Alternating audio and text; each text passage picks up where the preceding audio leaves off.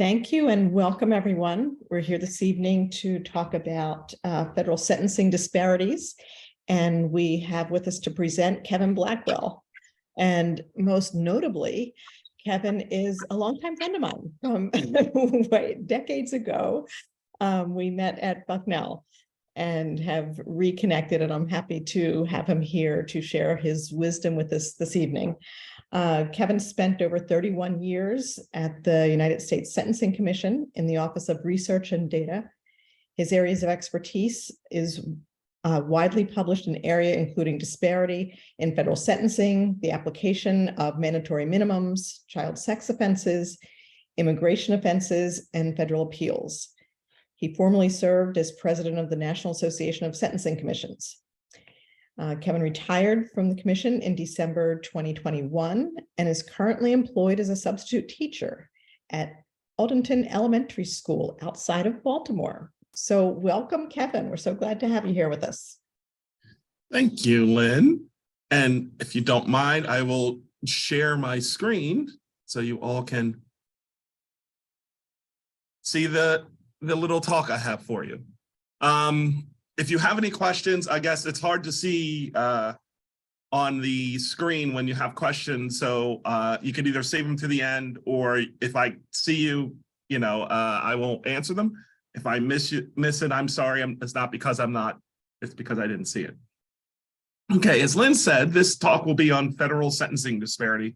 Just an overview, a closer look at racial disparities in the federal sentencing. Now, I am retired. I retired a year ago, over 31 years with the Sentencing Commission. Stop going forward. Okay, there we go. Lynn talked to you about this. I was with the commission over 31 years. Sentencing disparity was one of my favorite topics and one of the things that were one of the hardest things to research because as you'll see, the makeup of the commission, it is somewhat of a political body. So when you point a light under certain things, people get a little edgy. So it was one of the things that I take pride in, that the commission actually wanted to look at these things. And again, crimes against children, immigration, mandatory minimums. I did a lot of things over a 31-year period with the commission. I started working out of Bucknell as a chemical engineer. And then I went to graduate school I got 2 degrees at Bucknell, chemical engineering and sociology, and then I went to graduate school for sociology and statistics. And I worked at the Pennsylvania Commission on Sentencing while at Penn State.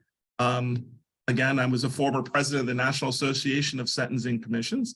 And as Lynn said, currently I follow around little kids in an elementary school in which one of my best friends is principal, and she made me do it instead of sitting around being retired.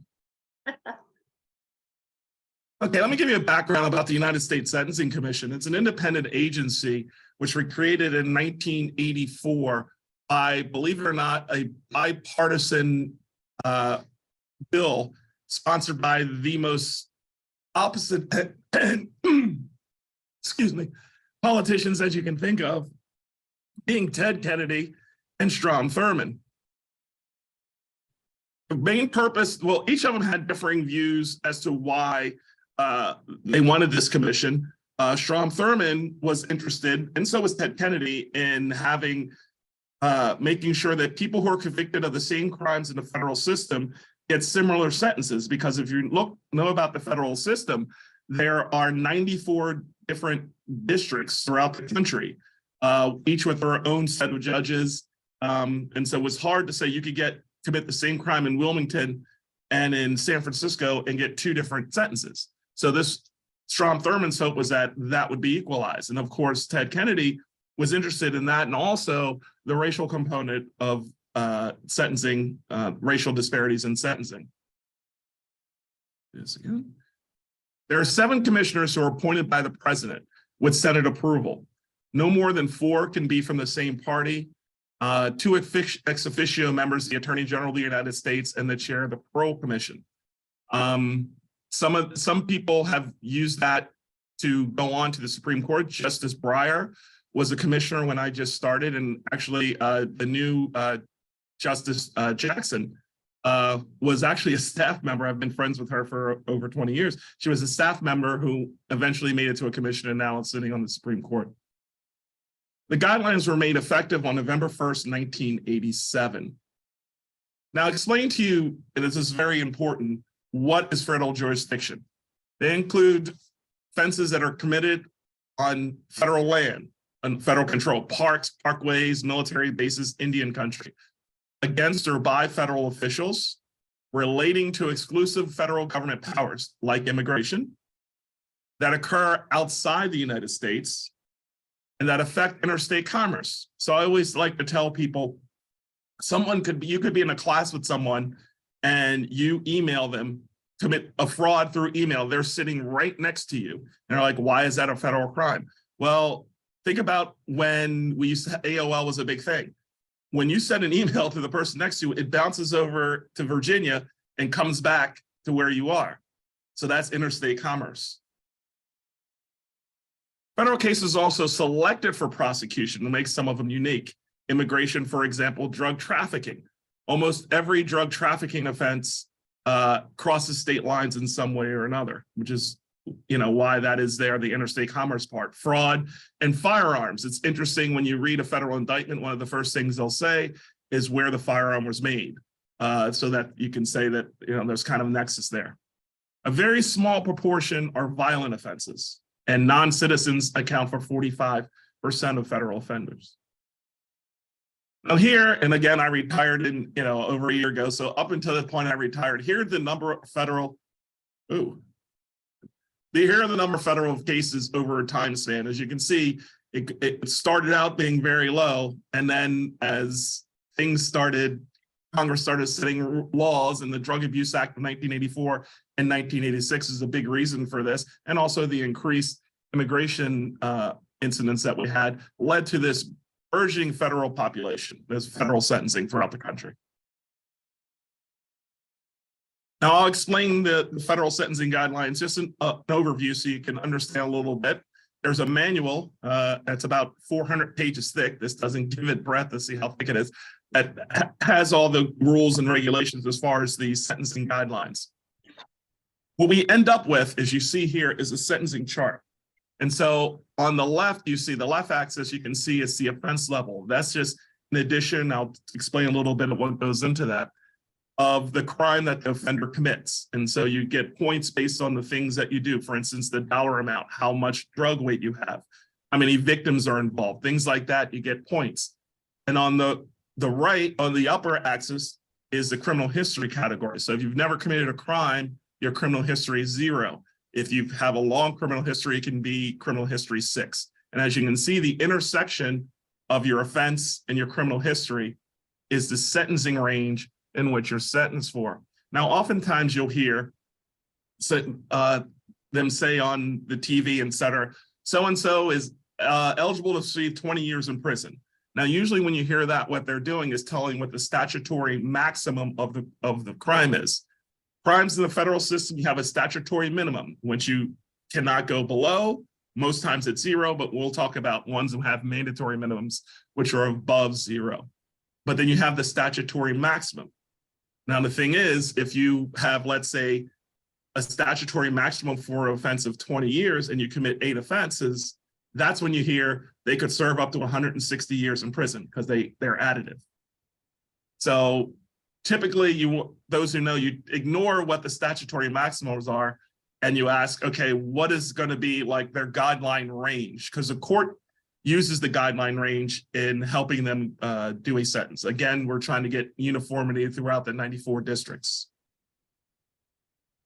Chapter 2 in the manual describes, as I said, the offense characteristics. There's a base offense level for each offense. You apply any specific offense characteristics that they do, for instance, use of a weapon, number of victims, et cetera. Chapter 3 is about the victim. The victim, your role in the offense, and any obstruction that you do in the it's actually after you're caught, any obstruction that you try to do. And then finally, whether you accept responsibility. If you accept responsibility and you plead guilty, your sentence will be lighter, just simply from the guidelines, let alone what the court will do because courts hate trials, and there's something called a trial penalty, which again, I did work on that years and years ago. But if you accept responsibility, your guideline level is going to be lower. Chapter 4 does the criminal history, and then the Chapter 5 is determining the guideline range.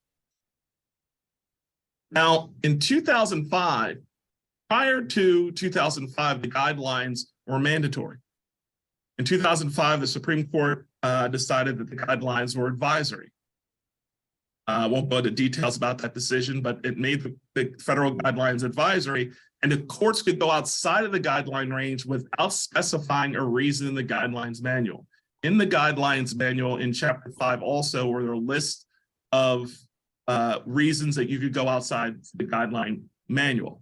Now, in either case, personal characteristics such as race and ethnicity and gender, I'll put that there to the side, are not supposed to be used in federal sentencing. You're not supposed to use that as a reason to go outside the guidelines or stay within the guidelines. Now, in 2003, if you look to the left before the Supreme Court decision, you'll see that most of the sentences, 69%, were within the guideline range. Only 15% were outside of the guideline range. Substantial assistance is if you give you've been arrested, you give the government substantial assistance in the prosecution of others, you can get your sentence lowered. And of course, above the guideline range, we're very, very rare. Only 0.8%.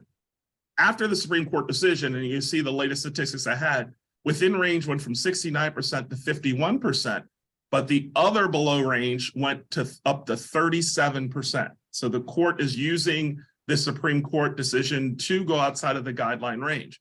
There's a lot of offenses the courts felt like the guidelines were too high. As you can see here, those guidelines, we call them variances. 85% of the cases that are below the range were variances. Those are ones in which there is not a reason specified in the manual that they could go outside the guideline range. These are the courts saying, I find other reasons to go outside of the range, outside of the book. Only 15% were for reasons that were in the guidelines. Now, who sets the guidelines? Our commissioners.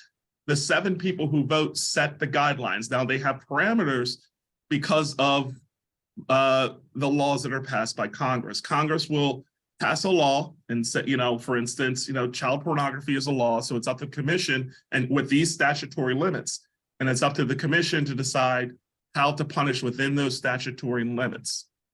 Congress every once in a while will pass a law and signed by the president. When I say that, the president signs it, that specifies exactly how many points something is worth. It's very rare. They've done it, I believe it was 5 times, in which they didn't feel that the commission itself was doing their job. So Congress decided that they were going to do it for them. It's very rare, but it has happened. Now we'll talk about the demographic differences in federal sentencing. It's finding from a multivariate regression analysis that I did. It's in this 2000, the latest published was a 2016 report, which I show here, which is an update to my 2012 report. Now, we studied several periods. The Kuhn period, I don't know if you remember the Rodney King incident, but one of the police officers was Kuhn, who was sentenced. They thought that they appealed the fact that they sentenced him within the guideline range because the defense felt that, because of his service, because he was a police officer, he just should have been sentenced below the guideline range. But back then, it was very hard to go below. Supreme Court decided that, yes, you can go below the guideline range for certain things. So that's what we call the Kuhn period. Congress didn't like that. So Congress passed the PROTECT Act, which said that unless it's in the manual, you cannot go outside the guideline range. That's a very important thing. So you had to stick to the guideline range. Else will be important for some of the statistics I show you. The Booker period is the period right after the Supreme Court decision that I talked about earlier. The Gall period is the Supreme Court came with another decision, said, we really meant the Booker decision. You guys can go outside the guideline range. And so the court's like, okay, we can do it. And obviously the post-report period. So I did, after the goal period, that's when I did my first report. And then Congress actually asked me to do a follow-up, and that's the post-report period. Now, over time, you can see here, and I'll explain when I did the analysis, what I did was use the white males as the reference group. So all sentences are compared to white males. Here is just this no regression, no anything. These are just the average sentences of white males and black males over the time period from 1999 to 2016. As you can see, there's always a gap. The gap got smaller, as you can see, after 2011, because the commission passed a change to the guidelines, which had a massive effect on sentences of black males. I don't know if you ever heard of this, but at one time, for most of the guidelines until 2011, 5 ounces of crack cocaine got a mandatory minimum of 5 years. It took 500 grams of powder cocaine to get the same sentence. Now, we wrote several reports to Congress saying that this was unfair, and it wasn't racially motivated, but it had racial repercussions because all the dealers that were in the federal system for crack cocaine were black offenders. And most of the defendants who were for powder cocaine at that time were white defendants. Now it switched to Hispanic as the cartel started shipping more cocaine up, but it began as white males. And so there was a racial disparity there. And we wrote reports using science and everything else to show that chemically, there's really no difference between crack cocaine and powder cocaine. It's really in the administration and the ease of crack cocaine being sent there.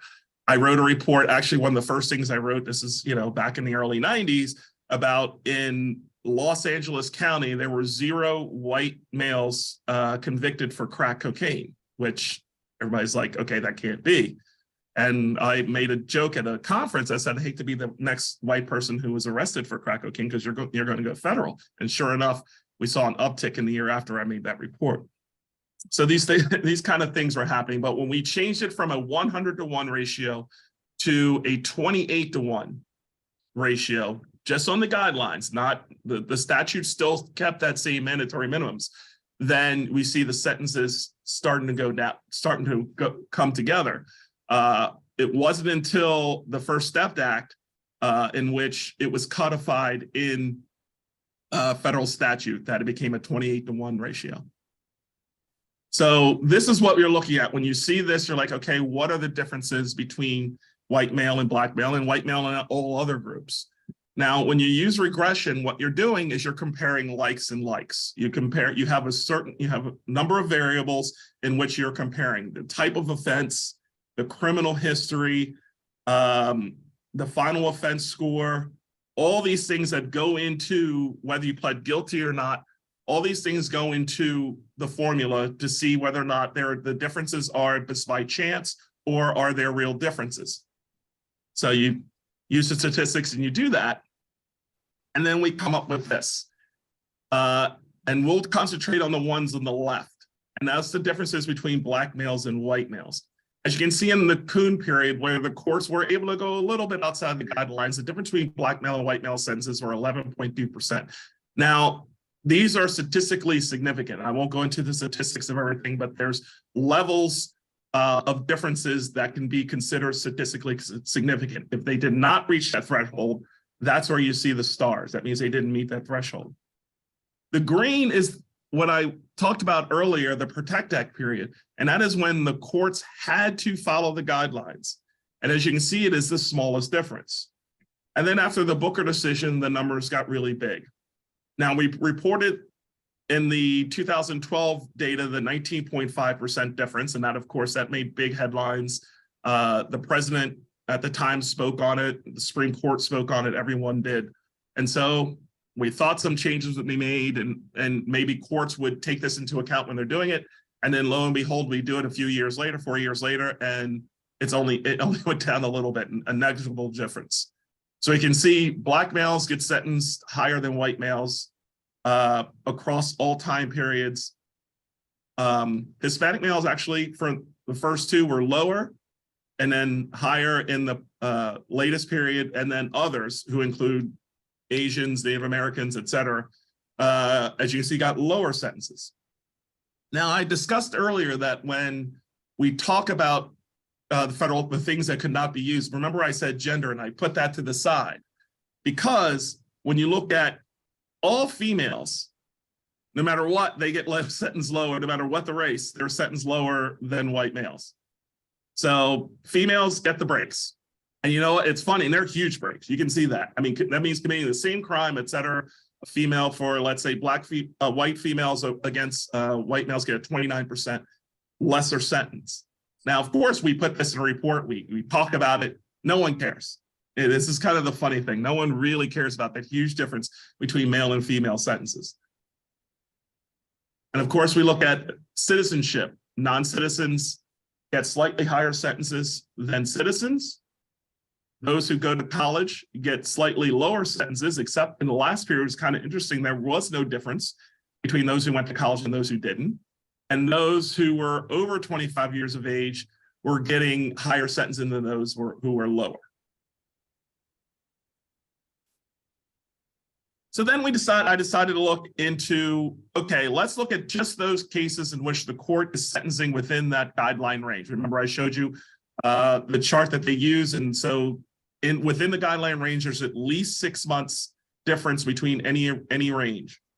And as you can see, when the sentences are within the guideline range, black males still get higher sentences than white males. That means they're using that range higher for black males than white males, even though they're in the same sentencing grid. Whereas Hispanic and white and other males were lower.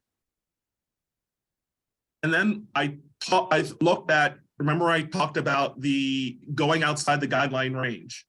So I looked at cases in which the court could go outside the guideline range. So I excluded cases in which the court couldn't go outside the guideline range for various reasons. I don't want to get into all those things, but courts where they could give it downward, they could go below the range.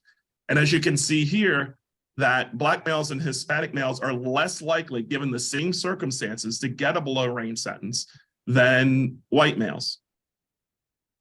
Couple that with this, which shows that when they do go below the range, they go below the range less for black males than they do for Hispanic, than they do for white males. So let's say, okay, the court finds that you two have similar circumstances, and we're going to go outside the guideline range. But what this shows is that white males will get more of a break than black males. So just everything just adds on, and that's how you get the 19.5%, because of course they're going to ask, well, why do you think that is? So that's why I went deeper and looked into those things. Feeding into that, we did a series of studies on mandatory minimums. There were 6 reports. I worked on 5 of them. The first was released in July 2017, and the last was released right before I was ready to retire. I did not work on the identity thefts. I never really liked fraud crimes, so I never really worked on those. So I'll just give you just an overview of what that means. So when I explained earlier, we have the statutory limits. You have, most of the times, the statutory minimum is 5 years, but for certain offenses, Congress will set a 5, 10, 25, or even life lower sentencing minimum that has to be served. There are ways to get out of that, and I'll explain that later, but it's usually your most heinous crimes in which they set it, that and drug crimes. So what I'm showing here in this chart, if you start on the left, if you are not convicted of a mandatory minimum, your average federal sentence is 28 months. If you are convicted of a statute that carries a mandatory minimum, your average sentence is 110 months. Now, those who are subject to the mandatory minimum, who eventually they cannot get from any relief from the mandatory minimum, their average sentence is 138 months. So of those convicted of those who are subject to it, their average sentence is 138 months, which is over 10 years. If you're relieved of the mandatory, you get 67 months, and the average sentence is 67 months. There are two ways to be relieved. We talked about one of them earlier, giving substantial assistance to the government. So you're in a drug conspiracy and you're facing a 10-year mandatory minimum. You want to be the first, and you know you did it. You want to be the first one in to say, hey, I'll tell on everybody and you'll get your sentence reduced. And that's what substantial assistance. Safety valve is something that Congress came up to get from below. In order to get safety valve, you have to have less than what is now 3 criminal history points. You could not, the instant offense, the offense you're convicted of, cannot be violent. And by violent, meaning no weapon involved in any way, and you have to accept responsibility for it. So if you do that, you notice that the average sentence is 57 months. Now, those who get both, you can see if you have substantial assistance and you have a low criminal history and all those things, you have a lower sentence of 41 months. That's just the average. Now, I like to talk about the sex offenses, just again to go back to what we talked about earlier about federal jurisdiction, because this is very interesting about federal sex offenses. There are 2 types of federal sex offenses. There's sexual abuse, where the contact offense that you think of, and then there are child pornography offenses, which include, the distribution, transportation, receipt, or possession of child pornography. Because again, well, at least nowadays, child pornography are done on the computer, and we talked about the jurisdiction of things going back across state lines. So that's why they're federal offenses.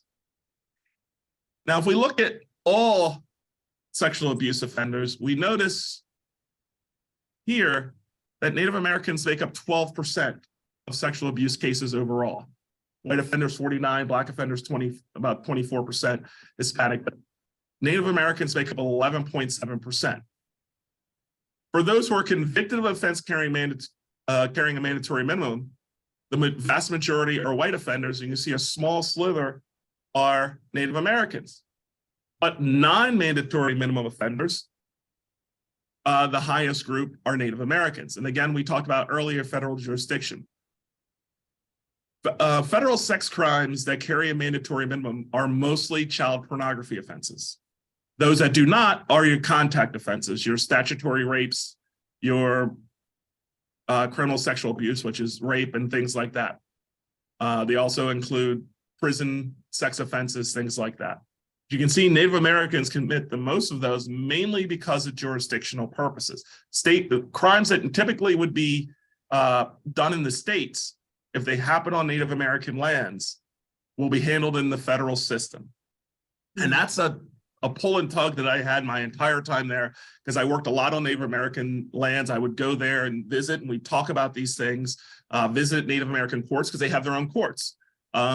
And so it was something I was always conscious of. So when I worked on sex offenses, they were always in my mind when we're talking about raising and lowering offenses. Of course, we always think of the victims and things like that. But I will say that the culture of Native American, we had instances in which, the worst case, I'll give you the worst case scenario, had a person who was 19 years old. His girlfriend who had a baby was 15, therefore it had an automatic report. In the federal system, more than 4 years difference is statutory rape. So he was convicted of statutory rape. Even though they were living together with the baby, he was, he was supporting the baby, the mother, and the mother's mother, all these things. But because it was a mandatory report, he was convicted of statutory rape. But that is one of the issues with the federal government in Indian country. Now, as you can see here, for all sexual abuse cases, the average sentence is 191 months. Those not convicted of a mandatory was 86 months, because again, those are contact offenses. And those who were convicted of mandatory minimums, their average sentence was 252 months. Here we're looking at child pornography.